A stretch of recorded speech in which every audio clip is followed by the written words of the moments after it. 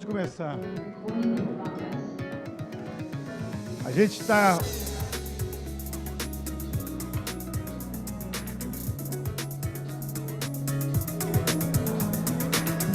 עכשיו הגיע הרגע,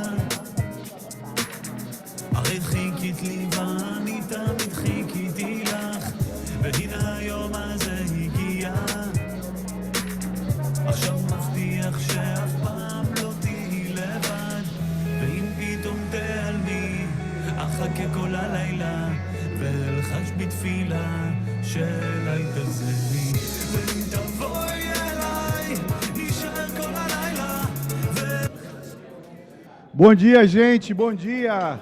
Agora sim, vamos começando a nossa programação de estudo que a gente faz toda quinta-feira. Após essa linda tefilá, essa linda reza, né, Mazel Tov para Laura, para Liora, para toda a família, né, Bussi Frazão, amigos de longa data do tempo da IBM. Enfim, muito bom ter vocês aqui na sinagoga. Vena também. A gente toda quinta-feira, para quem não acompanha, a gente faz esse estudo, que é um estudo comunitário, um estudo onde a gente convida um congregante, onde a gente convida, né, alguém que às vezes é rabino, às vezes é razan, mas na maioria das vezes não é. É sim uma pessoa que vai trazer as suas impressões sobre a paraxá da semana, e uma vez que essa apresentação inicial é feita, a gente complementa, justamente colocando, né, impressões pessoais, ou mesmo fazendo as contraditas, tá? Hoje quem está trazendo o Dvar Torá é a Ana, tá? Ana Luísa Grilo Balaciano. Ela é uma grande voluntária aqui na área. É muito difícil você achar algum lugar que a Ana não ajuda, tá? A Ana está ajudando em tudo, e isso é muito bom mesmo. Ana, muito obrigado, e a palavra está contigo, tá? Eu queria também registrar aqui a enorme alegria de termos de volta aqui o casal Sachs, né, que está aqui com a gente no Seitali. É muito bom ter vocês de volta, e eles estão oferecendo, assim como a família Bussi Frazão está oferecendo um lindo kiddush aqui, um reforço maravilhoso, também tem um bolo que eles estão oferecendo, tá? Então vamos lá com Vaierri e depois a gente. Bom dia a todos, bom dia para todos vocês que estão aqui, e bom dia para todos vocês que estão nos mais variados lugares. Obrigado, Vitor, pelo convite. A Paraxá Vaierri é a porção final do livro da Torá Bereshit. Ela é repleta de questões que dão um olhar meio fora do formato mais, vamos dizer assim, mais fechadinho. A Paraxá fala do pedido do sepultamento de Jacó em Canaã, as bênçãos de Jacó aos filhos de Yosef, aos seus netos e aos seus filhos, da morte e do sepultamento de Jacó e Yosef. A Paraxá tem o título de Viveu, se dá nos últimos tempos de Jacó. Para alguns estudiosos e comentaristas, causa um questionamento, já que o tema é o da morte, e o título é Viveu, né? Se reporta à vida. Mas eu entendo também que, nesse momento, que é um momento, vamos dizer assim, derradeiro, né, dos últimos momentos do caso de Jacó, todo um balanço, toda uma retrospectiva que ele faz do seu passado, da sua herança, o que ele pensa para deixar para os seus filhos e os outros descendentes, né, os netos que ele conhece, que ele não conviveu, com o filho que estava perdido, né, o Yosef, toda a história. Eu acho que isso tudo reverbera com uma questão de uma existência. Então, eu entendo até que o viveu pode estar também relacionado com todo esse momento desse balanço nos últimos dias de vida, né? E ele meio que se prepara, porque essa paraxá é uma das primeiras passagens que fala da pessoa estar doente. Então, a pessoa doente, né, no tempo final, é meio que uma preparação para partir, vamos dizer assim. É como se estivesse arrumando, né? Arrumando o tempo da sua existência, da sua família, o legado que ele deixa. Não queria, nesse momento, deixar discórdias de família, porque a gente vê nas outras paraxás do início, né, de Bereshit, sempre há conflitos entre irmãos e tudo. Nessa, a gente vê meio que um ambiente de não discórdia, né? Mais de encontros familiares. Então, você tem um encontro dele com o filho desaparecido, né, com Yosef, tem o encontro dos irmãos, que ele meio que promove e acontece, o encontro e conhecimento com seus netos, os filhos de Yosef, e o legado, né, a transmissão, a herança de gerações e gerações.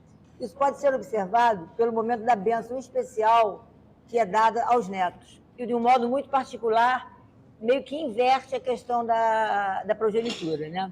Então, essa bênção, ela que se perpetua a cada semana no Shabat, é a bênção que os pais fazem para os filhos. Quando a gente tem Yaakov e os filhos, ele dá a cada um também uma bênção individual. E aí é o olhar para cada filho que ele apreende as singularidades, os encaminhamentos, as responsabilidades que caberiam a cada um. Então, a gente pode perceber nesse ponto um olhar que a gente pensa assim, a diversidade na unidade, né? Eles eram os irmãos que representam, né, as tribos e o povo mais à frente, mas cada um com a sua singularidade. E isso é muito demarcado nas bênçãos que ele coloca, tanto no que ele percebe de cada um, como no comprometimento e na responsabilidade que ele designa para cada um de seus filhos. Yaakov, ele morre aos 147 anos, e ele é levado e acompanhado por parte da realeza egípcia à terra de Israel. Isso fez parte de um juramento que ele fez que Yosef fizesse com ele. Ele pediu para ser enterrado ao lado da sua esposa Leia, dos seus pais, avós e tudo mais. E aí mais um legado, uma herança do encontro. Qual o significado desse desejo, né? Fica aí uma pergunta. Que ele colocou, que ele quando morresse, que ele estava para morrer, que ele fosse enterrado no mesmo local que estavam os seus antepassados. Ele viveu 147 anos, e é colocado assim, ele viveu 147 anos e 17 no Egito. Então, se a gente pensar, a gente sabe que o tempo cronológico da Torá não é o mesmo tempo nosso, né? 147 anos não significa os 147 anos nossos. Mas a relação tem uma relação. 147 para 17 tem uma relação. A gente pode pensar, 17 anos foi muito pouco em relação ao tempo da existência. Mas esse tempo, ele foi um tempo muito rico. Muitas questões foram sendo colocadas, né? Ele, no final, encontra, como eu falei, o filho desaparecido, ele retoma as questões com os outros filhos, ele conhece o neto. Então, a gente traz que, às vezes, o tempo não é o tempo linear nosso hoje em dia, é o tempo da experiência, é o tempo da vivência. E essa paraxá, ela, em vários momentos, ela trabalha com o ontem, o hoje e o amanhã. Quando a gente pensa num balanço, né, seja um balanço da vida nossa, um balanço a gente acabou de terminar o ano civil, né, vamos dizer assim, a gente sempre faz balanço. Então, quando você faz um balanço, você pensa, reflete sobre o que aconteceu ontem, com o seu olhar de hoje, e também fazendo projeção, fazendo sonhos para o amanhã. E a gente vê isso muito em todos os tempos da Paraxá.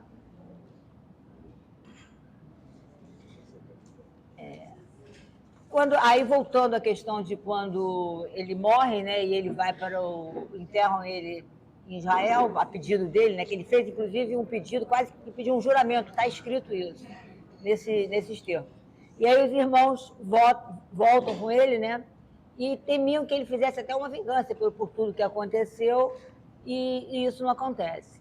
E Yosef vive 110 anos, e tem uma morte, e é colocado que Yosef, ele por esse tempo de vida dele, ele conhece os filhos dos netos, quer dizer, vamos dizer, se a gente pensasse numa linguagem de hoje, seria um bisavô, né, praticamente. E aí a porção conclui com a morte dele, né, do Yosef, e o povo de judeu prometendo carregar os seus ossos para Israel quando eles para lá fossem. Então, fazendo uma retrospectiva, eu acho que a questão muito colocada nessa paraxá é a questão da herança, do legado, da questão familiar, da questão do comprometimento nosso para o futuro, nosso enquanto singular, familiar, mas nosso também enquanto povo de Israel e tudo mais. E essas questões são colocadas nesse momento de finalização da existência de Jacob, né? E essa questão a questão dos lugares, os lugares eu sempre penso são espaços vividos, é o lugar da experiência. Então, eu acho que aqui a gente pode pensar nisso, porque as questões todas estão mais afinadas com as relações. Eu acho que mostra sempre as relações entre as famílias, entre os irmãos, aquele momento ali de balanço, depois os netos, nesse momento final. Então, a gente vê o lugar existe, o espaço, o tempo e a pessoa, mas a relação que é colocada é essa relação da experiência e das relações e do legado, né? E as escolhas, as experiências são as nossas escolhas também no tempo da nossa existência, porque o Yaakov, quando fez as bênçãos para cada filho, ele colocou a percepção dele, o olhar dele, e a vida de cada um também são as nossas escolhas, né? Tem bênção esquisita a beça. Tem. Então, nem sempre Fala pro microfone. Não, eu estou falando que as bênçãos que são dadas são bênçãos, às vezes, que não são bênçãos. Né? Fala assim, que você seja glutão. Que bênção é essa? Né? Que você seja um grande caçador. Né? Enfim, ele, para cada um, ele partiu de pontos não lineares, inclusive, ele não pegou matemática e trabalhou essa temática com cada um, não. Cada um... algumas são bênçãos mesmo, outras são para que a pessoa saia daquele estado meio... Claro que a pessoa vai afundar. Quer dizer, é a bênção de se salvar. Sim. De um destino. Então, em linhas gerais, são essas questões. Agora, eu termino dizendo que no ano passado, essa mesma paraxá, que foi 28 de dezembro, por coincidência ou não, fui eu que fiz o estudo. Então, eu retornei a ela, e aí eu quero colocar aqui uma reflexão, não propriamente dita da paraxá, mas do contexto desse praticamente um ano, né? Porque 28 de dezembro com hoje, 9 de janeiro, naquele momento, em 28 de dezembro, eu dediquei essa paraxá a 2 momentos. O momento de um primo meu que estava num estado terminal e toda a questão da família em torno dele, netos e filhos, então ficou muito próximo dessa questão toda do Yaakov. E o outro momento foram para a questão dos reféns, né, dos soldados feridos, das vítimas, de todos os que estão em Israel. Eu acho que Israel como um todo a gente tem que olhar para eles nesse momento. E passado um ano, esse meu primo, há 6 meses atrás, ele faleceu, então teve todo aquele momento, a passagem, o luto. E o que aconteceu com a questão dos reféns, das vítimas, dos soldados? A gente continua com a mesma questão, não se sabe aonde estão, as vítimas aumentam, né? As questões estão cada vez reverberando mais, outras questões voltadas para o antissemitismo no mundo também está reverberando cada vez mais. Então, eu, ao fazer o estudo dessa paraxá, pensar nessas questões todas de discórdia e não discórdia, de questões familiares, de balanço que a gente faz, do que a gente vai deixar de legado, né, dos valores que vai se deixar para as outras gerações e tudo mais, eu acho que se não for agora, quando é que vai ser?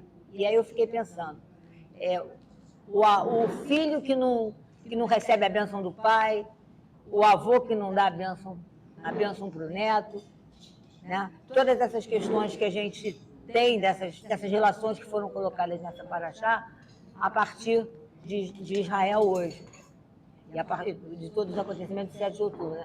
Então, eu acho que cada vez mais a gente tem que pensar no nosso comprometimento, na nossa responsabilidade, enquanto judeu, como a gente vai se colocar, onde a gente vai se colocar, e que a gente pense que nós somos diversos, mas que nós temos um lugar comum, né? Uma questão que eu acho que nesse momento, até a questão das discórdias, a gente sabe que, se a gente for pensar, não vou discutir aqui questões políticas, mais nada disso, mas a gente sabe que antes do 7 de outubro, a questão, vamos dizer assim, o Estado de Israel, a sociedade israelense estava com uma série de questões. E a partir do 7 de outubro, houve toda uma unidade, né, vamos dizer assim, em prol da questão. Então, eu acho que a reflexão que eu fiz a partir desse estudo, um ano depois, trazendo para esse contexto de Israel e nosso aqui, esse ponto que eu gostaria de falar. E que vocês não deixem de ler o comentário da Diane Cooperman, que, como é que se diz, complementou quando eu fiz a leitura. Primeiro eu pensei no estudo hoje, aí voltei no ano atrás no meu, e depois fiz a leitura do comentário da Diane, que vale a pena, como é que se diz, se colocar, e a Diane pode até agora aqui colocar alguma... Está no Ari News, e a Diane pode também colocar algumas questões aqui. Então, em linhas gerais, é essa a minha reflexão. Obrigada a todos. Obrigado, Ana. Obrigado mesmo. É interessante, né, a gente escutar a Paraxá a segunda vez, né, porque realmente muda, né? De ano para ano a gente volta e meia, a gente fala, olha, minha visão esse ano é diferente. Então, quer dizer, por isso que é muito interessante até repetir mesmo o estudo da Paraxá. Interessante também ver o estudo de alguém que tem triplo doutorado. Ana tem triplo doutorado e ela sempre faz as coisas com profundidade. É difícil ela fazer a coisa sem a profundidade correta, né? E sobre essa questão de bênçãos, eu sempre, né, caio assim no dilema, né? Qual é o pré-requisito para a gente dar a bênção, né? Eu posso abençoar alguém, né? Quem é que pode abençoar quem, né? Qual é o pré-requisito para que alguém possa abençoar o outro, né? E aqui nessa paraxá também tem realmente bênçãos que claramente são bênçãos, e outras são, olha, se você continuar nesse caminho, tu vai se acabar. Essa aqui do cara, das tribos, que é um glutão, né? Ele fala... Então, quer dizer, qual é o pré-requisito? Queria que a gente talvez buscasse essa resposta, né? De qual é o pré-requisito para você emitir uma bênção, né? O que é o básico para que isso aconteça? E, enfim, e essa coisa da mão trocada também é muito interessante, como você colocou no início, né? Tá em todas as nossos Kabbalat Shabbat, a bênção de Efraim e Menassé, né? Que na verdade a meritocracia assim acontecendo na prática, né? Quer dizer, o mais novo merecia mais aquela bênção, mais aquele destino do que o outro, né? Isso repetidamente nesse primeiro livro acontece, né? O predestinado não é aquele que nasceu primeiro, mas sim aquele que realmente tinha mais a ver com aquilo, que tinha realmente, digamos assim, queria e fazia sentido receber aquele destino, né? E, enfim, eu coloco esse início e jogo aqui para vocês. Queria agradecer também a vinda do Salem, que ele veio, isso é muito bom. Tá? Então, bem-vindo, Salem. Olha, aí chega vai falar um pouco e a gente vai abrir. Oi? Tem um aqui, ó. Primeiramente, bom dia a todos e todas. E eu acho que tem uma coisa muito interessante nessa paraxá, justamente para ela ser a última, né, do Sefer Bereshit, do livro de Bereshit. E aí tem uma coisa muito interessante, porque é o seguinte, a Torá ela começa com Bereshit bara Elohim et hashamayim ve'et haaretz, e termina, né, ali o enredo final é com uma pergunta, né, muito importante, né, para a Torá e para nós, enquanto judeus e judias, que é: acaso estou eu no lugar de Deus? É o que Yosef fala para os seus irmãos quando eles vêm até ele pedir desculpas pela, enfim, toda a trama que fizeram por conta da inveja que tinham de seu irmão, né? Então, assim, é uma paraxá que você estava comentando sobre as bênçãos, né? Primeiro que ela tem uma coisa muito poética. Quem lê as bênçãos de, né, antes Yaakov, agora Israel, né, dando para cada filho, é algo muito curioso e é um prognóstico, né? Ele faz, quase que ele prevê o futuro. Ele já está dizendo, olha, você, como você disse, você vai se ferrar, se você seguir esse caminho vai dar tudo errado, olha só, preste atenção, você, olha, né? Então, assim, ele quase que dá características aos seus filhos através de uma bênção e de uma poesia. É belíssimo, se você ler hebraico tem uma sonoridade incrível. E além disso, tem uma coisa muito interessante, porque se a gente olhar para o livro de Bereshit, que é o livro de Gênesis, a gente poderia dividir ele em duas partes. Tem a primeira parte, que é de um povo, de uma parentela muito imatura, que briga o tempo inteiro, tem morte, né? Caim mata Abel, né? Enfim, Adão e Eva são expulsos do paraíso, e num outro momento, com a chegada de Abraão, você tem os conflitos, mas agora com uma tentativa de compreender com o olhar da racionalidade, né? De, pera, está acontecendo esse problema, como é que a gente pode tentar resolvê-lo, né? Então, isso é muito interessante. Agora, uma outra coisa é que esse livro, que é o livro de Bereshit, ele vai trazer para a gente também algo que hoje a gente herda, né, do que hoje em Yiddish, né, no mundo ashkenazi se fala Yiddishkopf, que é a cabeça do judeu, é a mentalidade do povo de Israel, né? Essa mentalidade desse povo que tem que ter uma resposta, uma solução para alguma coisa, e entende que isso é difícil. Israel tem várias possibilidades assim da gente interpretar o que esse nome significa, mas tem as iniciais, por exemplo, dos patriarcas e as patriarcas do povo de Israel. Esse nome pode também ter a ver com o povo que luta, né? O povo que luta e que está diante de Deus, né? Então, essa mentalidade de alguém que tem a possibilidade de abençoar e de se perguntar, essa pergunta de Yosef, no final da Parashá, acaso estou eu no lugar de Deus? É uma pergunta que na teologia judaica se faz há muito tempo, né? Então, assim, desde quando a gente está tendo contato com os livros dos profetas, de Shoftim, né? Por exemplo, de Juízes, e, enfim, entre outros. Então, acho que é muito interessante perceber essas marcas, né? Dessa primeira parte do livro, dessa segunda parte do livro, dessa virada, dessa mudança, e que, enfim, que essa mentalidade nos inspire, né? Que essa bênção de Jacó para os seus filhos nos façam refletir sobre quais são as possibilidades de bênçãos que a gente pode dar para os outros, né? Como nós podemos abençoar. Todos nós, independentemente da nossa posição, das nossas características, podemos fazer isso. E o que era abençoar, né? Abençoar tem essa coisa bem estrita do que a gente lê assim, nua e cruamente do texto bíblico. Abençoar é falar uma palavra de consolo. O que é, de fato, abençoar, né? E, para além disso, que a gente se pergunte, né, o que Yosef disse para os seus irmãos. Acaso estou eu no lugar de Deus? Acaso estamos nós no lugar de Deus para julgar os outros, né? Então, isso é muito importante e interessante que o livro de Bereshit nos presenteia. É isso.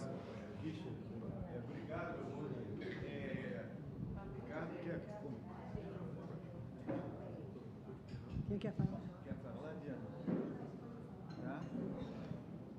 André,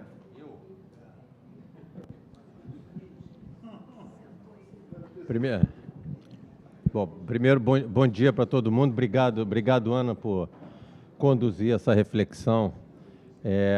E também concordo plenamente com você sobre o texto da Diane no Ari News, que tem alguns olhares diferenciados de que a gente costuma olhar e simplesmente ler. Eu gosto quando ela provoca que a filha não foi chamada para a bênção, mas vou deixar para ela aprofundar isso um pouco, porque, primeiro, o que também me chamou a atenção na leitura e depois no texto da Diane, é justamente quando Jacó convoca os filhos para ouvir Israel. O primeiro é Jacó, mas quando ele vai dar a bênção é Israel. E eu penso que a bênção, em geral, ela é um ato, primeiro, de mão única. Então, você abençoa alguém. A pessoa não tem réplica para a bênção. Eu nunca ouvi falar em réplica para a bênção. Mas, nesse caso, ele aproveita essa situação de mão única para dar uma série de broncas em alguns deles, que valeria até uma certa discussão. Mas é bênção, eu estou morrendo, é bênção, fica com as palavras e toma o teu destino. Isso me chamou muita atenção, porque, assim, quantas vezes a gente faz isso? A gente fala um negócio e não quer ouvir a resposta. O mundo de hoje não tem muito mais espaço para isso. Óbvio que a gente abençoa os nossos filhos, mas dependendo do que é a bênção, tem filho que fala assim, mas espera aí, e aí começa uma discussão, e a gente tem que estar aberto para essa discussão no mundo de hoje. Uma questão que eu acho interessante nisso que você colocou também é que eles convocou todos os filhos para estarem juntos. Então, ele não falou com cada um individualmente. Quer dizer, todo mundo escutou a fala, a crítica geral. Eu acho que vale... Uma vez que a gente falou eu me lembro uma vez que a gente falou... Bom, eu vou de novo usar minha máxima para a questão da bondade e racionalidade. Continuo dizendo que a Torá não é um conto de fadas, não é por... Eu acho que eu não vejo nenhuma questão de bondade ou de pacificação das pessoas, é mesmo para enfrentar e dizer assim, o mundo é assim, aí você vai ter que aprender, vou te dar os exemplos humanos como aquilo acontece, que acontecem coisas horríveis no próximo ano, né? E essa questão da bênção e da maldição, eu não acho que é um caminho de mão única, porque a outra mão da bênção é o reconhecimento da autoridade. Se você não é abençoado por alguém que você reconhece aquela autoridade, seja você ou o seu grupo, ela não tem valor nenhum, como a maldição também não. Você pode abençoar alguém, a pessoa vai dizer, e aí? Estou nem aí. Eu acho que o caminho, ele é sempre de ir e de vir, de mão dupla. E, nesse caso, se não houver o reconhecimento da autoridade, seja pelo grupo ou seja por você, não funciona. E nessas bênçãos fica muito claro isso. Ele é geral, né? Então, eu acho que a mão dupla existe, só que, de um lado, ela é verbalizada, oral, e do outro ela não é, naquele caso. Mas se não houver a aceitação, o reconhecimento da autoridade daquela pessoa, ela não tem valor nenhum. Então, é só uma... Não, interessante. Eu também li algumas coisas sobre a questão da reza, né? De você pedir a Deus as coisas. Você pede as coisas, mas você tem que entender que é a autoridade dele, mas tem um lado que a gente tem que fazer também. Isso se conecta um pouco com a questão da bênção. Olha só, para a gente botar aqui no chão, porque é realmente muito bonito, né? Eu sempre tenho essa memória. Mas olha as bênçãos aqui. Simão e Levi são parceiros. Instrumentos de violência são seus planos. Depois, Isahar, um burro ossudo, deita-se entre as fronteiras. Depois, olha, esse está bonito. Dan defenderá a causa do seu povo como uma das tribos de Israel. Quer dizer, é aquilo que a gente falou, né? A hora ele está criticando, está dizendo, olha, você está indo no caminho errado. A última coisa que eu estou te dizendo é isso, muda teu caminho. Isso é uma bênção, quer dizer, uma brahá. Eu não sei qual é a semântica exata, eu não sei se bênção é mais latim ou menos latim. Bênção é bênção, brahá, mesma coisa. Porque pecado em latim é uma coisa e ret em hebraico é outra. Aí eu não sei se brahá e bênção estão misturadas também na semântica do latim e do hebraico. Mas, enfim, quem é que pode dar bênção? A gente respondeu aqui, cada um pode abençoar. E o que é o abençoar? Na verdade, eu acho que é querer bem, né? É querer bem, nem que seja dizendo, vai quebrar a cara. Primeiro, Ana, muito obrigada pelo estudo e pela reflexão final, que é importantíssima, de trazer para os nossos dias tudo o que está acontecendo e que permanece, infelizmente, um ano depois. A bênção, na verdade, acaba sendo um testamento. É mais do que apenas a bênção. São as palavras finais do avô para seus netos e para seus filhos. Em relação à bênção, o que me causou estranheza inicialmente, quando eu fiz esse comentário, inclusive, há um ano atrás, era, primeiro, por que chama os filhos e não chama a filha?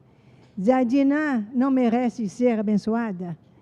E a Diná não é ouvida, inclusive, quando os irmãos matam todo mundo, ela nem sequer é consultada se ela quer casar com o estuprador, se ela quer perdoar, não lhe é dada nenhuma oportunidade. E tanto é que ela nunca casa, nunca vai ter a vida dela. Então, é um apagamento geral que causa uma certa espécie. E as mulheres têm pouco lugar, com algumas exceções, mas as mulheres têm poucos lugares na nossa Torá. Efraim e Menashe, porque ele chama os netos e porque cita primeiro Efraim antes de Menashe. E isso leva a uma reflexão se a gente pensar no tempo de nascimento dos dois. Menashe é o primeiro que nasce quando ainda o pai está se refazendo.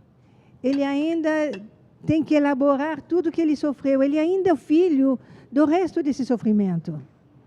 Enquanto que Efraim é o filho da bonança, da libertação, da resiliência, da reinvenção. Então, o Efraim é o símbolo do futuro, né? O nosso povo passa por agruras, mas ele tem essa capacidade de se reerguer, de se reencontrar, de se reinventar, e aí sim vai caminhando. E essa é a grande mensagem dessa parashá, a família, a importância da família. A família é o segredo, a família é a união. E o avô diz exatamente isso. Pensem na união, vocês são família. Cada um tem a sua característica. Alguns têm umas falhas, outros têm qualidades, mas todos juntos nós formamos uma família que se tornar um povo. Vai se tornar esse povo. E o mais estranho, quando ele chama e diz, eu vou lhes contar o que vai acontecer, e não conta nada. E aí, quando não conta nada, fica um ponto de interrogação. Será que ele vislumbrou o que ia acontecer? O povo escravo, o êxodo, tudo que viria depois, e aí ele não quis contar para não amedrontar? Ou ele quis deixar o futuro a Deus pertence, e você está aqui hoje, e vocês a cada momento, vocês vão ter que enfrentar os momentos e vão ter que ir em frente. E é isso que a gente faz. A gente está enfrentando um momento duríssimo há 1 ano e pouco, são muitos dias, muito sofrimento, uma luta, uma perseguição no mundo inteiro, mas a certeza tem que ser mantida de que nós conseguiremos vencer, e não apenas vencer a guerra, mas vencer como o nome da menina hoje, Eliora. Nós somos a luz, nós temos que nos comportar bem, nós temos que ser o exemplo para o mundo, e é isso que nós fazemos. Podemos ter todas as fraquezas do mundo, mas nós continuaremos fazendo bem e agindo corretamente, apesar de tudo. Shabbat Shalom. Parabéns, Victor, que você tenha uma ótima gestão. Parabéns a todos que virão. A gente está vivendo um momento de muitos auspícios. Obrigada.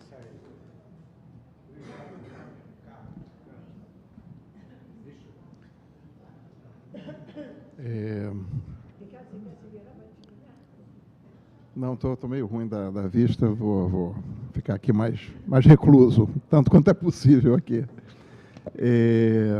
Primeiro, sobre Brahá, tentar falar de forma concisa. Em Shaial, há um momento, logo no começo do livro de Shaial, em que ele faz uma comparação entre aqueles que se conectam com Deus e aqueles que não se conectam com Deus, e faz uma comparação usando águas. E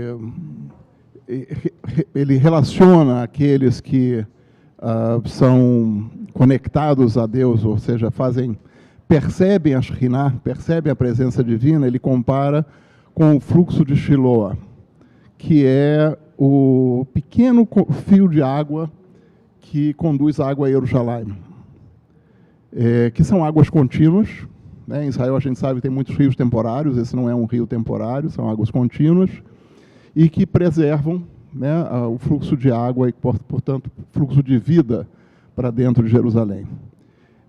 E compara, a princípio, os exércitos assírios, que é o povo que naquele momento está assolando a região, a águas volumosas, a águas violentas, né, que a tudo destroem quando passam. E essa imagem tem muito a ver com Brahá. Quando a gente fala de Brahá, né, é muito comum as pessoas associarem a palavra Brahá, né, o B3,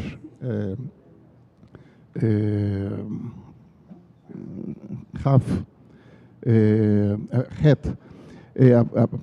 Desculpa, Raf, a palavra brachá, aberer, ajoelho, porque a gente flexiona o joelho quando a gente faz uma brachá, né, humildemente flexionando frente a Deus. Mas existe uma possível origem da palavra brachá conectada à palavra brechá, que no hebraico moderno é piscina, mas no hebraico tanárrico é uma fonte de fluxo de água, né? Similar à palavra mayan. Então, a brechá seria o local onde essa água se inicia, a partir da qual ela jorra. Então, ela não seria um lugar fechado, seria um lugar a partir do qual a água jorra. E, portanto, a gente pode comparar o fluxo de Shiloh, que Yeshayahu utilizou como metáfora para aqueles que se conectam com a Shekhinah, a esse fluxo de água, que é um fluxo de vida. Brachá, a meu ver, é isso. É uma forma de você se conectar a esse fluxo perene de vida, se aproximando desse elemento transcendente que faz parte de nós. Então, quando Yaakov se propõe a fazer uma brachá, e ele pretende, de alguma forma, transmitir algo relevante para os filhos, talvez a parcela mais importante dessa transmissão seja essa mensagem subliminar de que os filhos e os netos se conectem a esse fluxo de vida e não deixem com que isso se interrompa. Então, que eles tenham essa vinculação com o divino que está em cada um deles e que possam, com isso, conduzir a vida de forma justa e plena.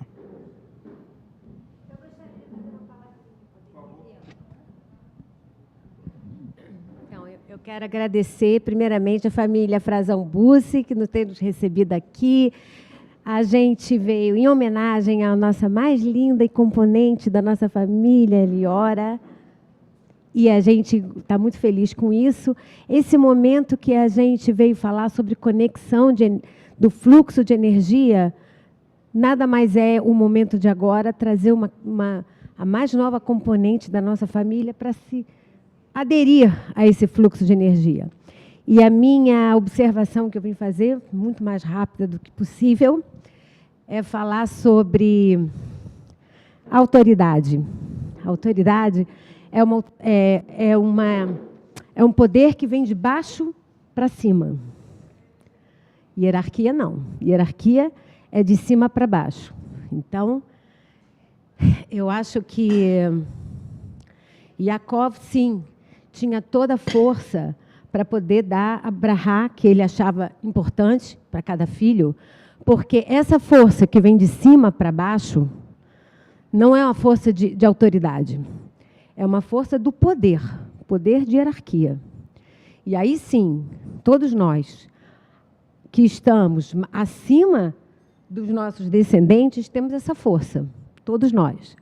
Nossos avós, pais, bisavós, todos nós temos essa força de dar, vamos dizer assim, uma pista de comportamento.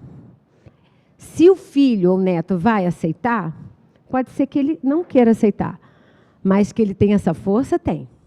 E é para todos nós aqui que temos filhos e netos, saibamos nós que essa hierarquia foi dada por Deus, assim como Yaakov tinha também. Era isso que eu queria falar. Muito obrigada. Obrigado. Salem está com o microfone. Posso? O que eu acho interessante na Parashá é que é uma reflexão sobre a jornada de Yaakov, né? Como ele recebe a primeira brachá dele na relação com Esav, né? Até porque a gente faz Abraham, Yitzhak, Yaakov, mas não tem Esav. Nas brachot dos patriarcas e das matriarcas. Então, e essa relação da jornada dele, como ele encerra, abençoando todo o clã dele, porque a brachá, ela não era só vou te abençoar, não, era um evento. Era um evento que estava congregado toda a família, que tinha essa relação exatamente de tipo assim, somos parte de um grupo, somos parte de uma família, temos laços de emoções, temos laços de afeto desafetos, mas e a nossa conexão com Deus. E esse final da jornada dele é super... Eu gosto, penso nessas ironias de Deus, né? Como ele começou. Porque ele fugiu do irmão, por conta de uma situação, por conta de uma brachá. E ele agora faz o final da jornada dele falando, olha, vocês estão aqui com problemas, sem problemas, e estão juntos. E, de certa forma, né, o que é um povo?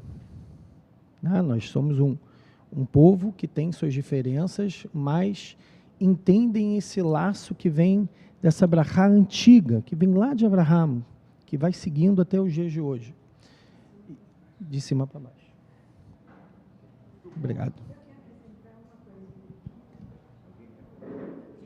É interessante que a brachá acontece, é uma negociação de Jacob com Deus. Que ele sabe que vai morrer e ele pede, Deus, me dá um tempo, eu preciso arrumar as coisas. Deixe fazer o que eu preciso. E é por isso que aparece pela primeira vez a doença como prenúncio da morte. Enquanto, como você disse, Ana, a morte acontece e, de repente, aqui não. Tem a doença, a gente não sabe qual é a doença, mas a gente sabe, ele negocia com Deus para poder botar tudo em ordem. E essa ordem é aquilo que você falou agora, Maurício, exatamente isso, a questão da brachá, de botar em ordem e de admoestar e parabenizar os filhos numa autoridade, sim, numa hierarquia, sim, mas, acima de tudo, no reconhecimento e na gratidão dos filhos e netos por terem esse tempo com o pai e com o avô. Shabbat Shalom.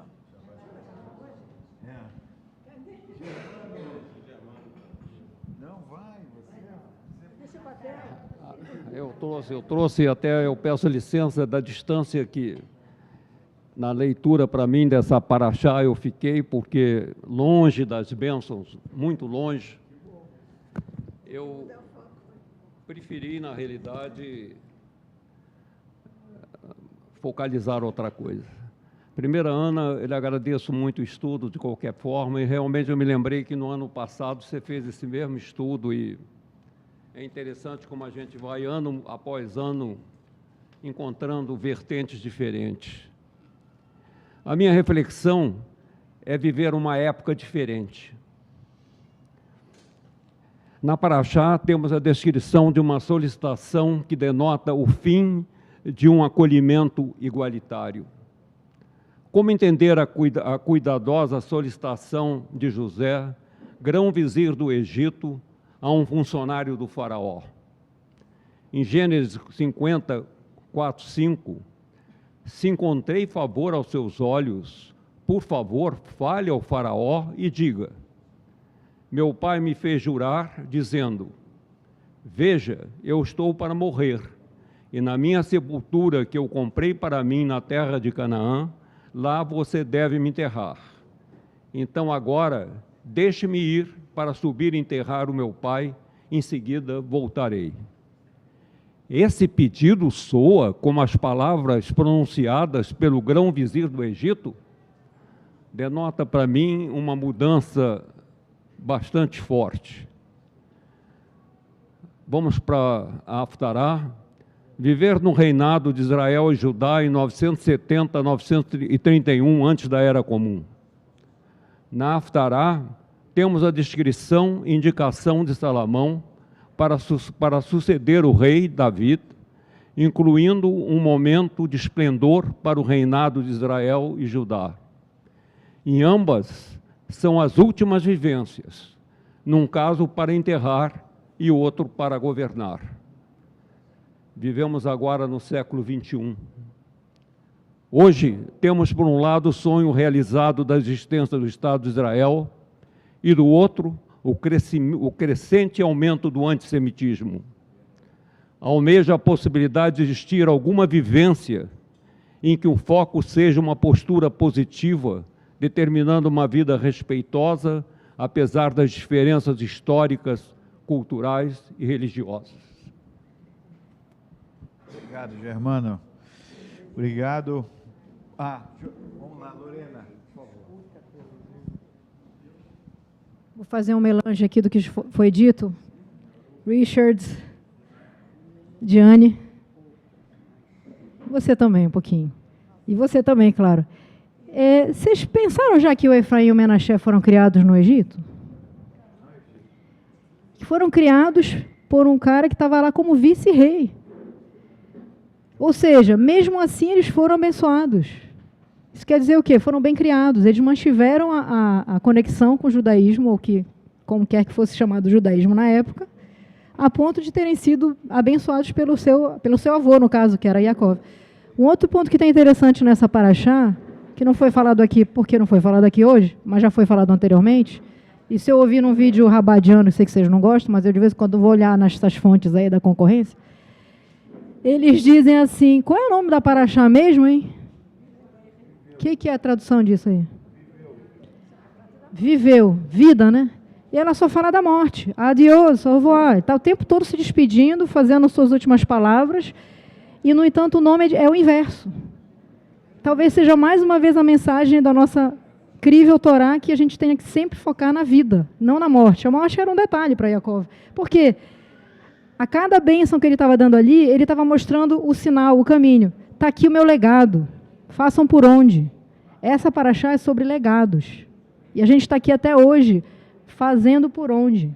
Fazendo nossos estudos todas as quintas-feiras. É isso. Estamos aqui caminhando para o fim, né? Alguém mais gostaria de colocar alguma coisa? A Noemi está aí, Silvio. Muito bom. Eu queria colocar aqui que uma bênção para o filho, a maior bênção para o pai é a bênção para o filho, né? Isso também é uma coisa assim que realmente, né? Quando o filho é abençoado, o pai parece que está mais abençoado ainda, né? Quer dizer, abençoado no sentido do caminho certo. Uma coisa também que eu sempre, né, tem aqui o processo de jurar debaixo da coxa, né? Que a gente esqueceu isso, né? Reformou essa história há muito tempo atrás. Né? Não tem isso de jurar. Oi? Eu equivalente a apertar a mão? Pois é. Bom, assim, eu vou passar aqui as palavras finais aqui para a Ana. Se alguém mais quiser falar, por favor, está em tempo ainda. O pessoal de casa está meio quietinho hoje, viu? Tem bastante gente, mas não estão falando muito. Temos aqui várias geografias aqui, um bom dia a todos aqui. Olha, temos Estados Unidos, Leblon, Tijuca, sempre, Suíça, Israel, Jerusalém. Tem vários lugares. País Tijuca. Belo Horizonte. Bom, Ana, por favor. Lorena, São Paulo. Fez muito bem. Muito bom. Então, a gente faz aqui isso aqui online. Então, a gente tem um pessoal que nos vê agora e nos vê depois também, que não são poucos. Os que nos veem depois, às vezes, são mais do que nos que vêm de forma síncrona, né? Síncrona e assíncrona, não é isso? Vena? Vendi assim as máquinas. Bom, vamos lá. Vamos encerrar, então? Quer fazer uma...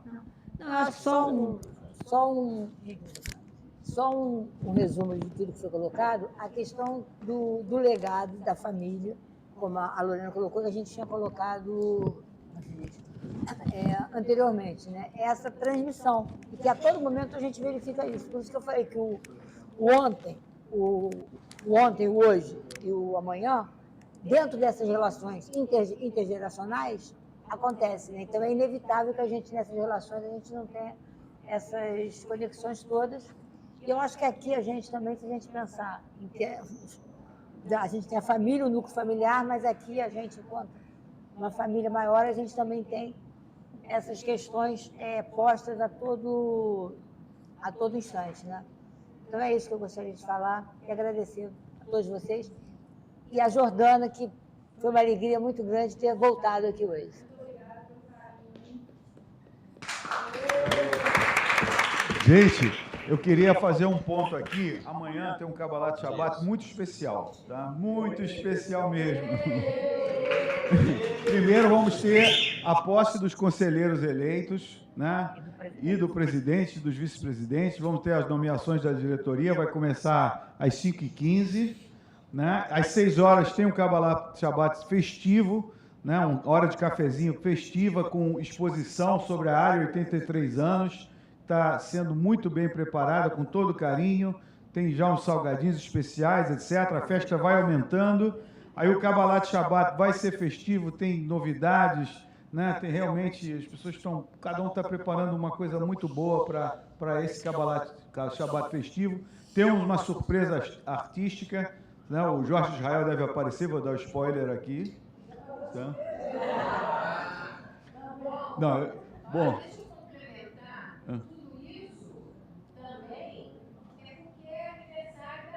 Sem dúvida.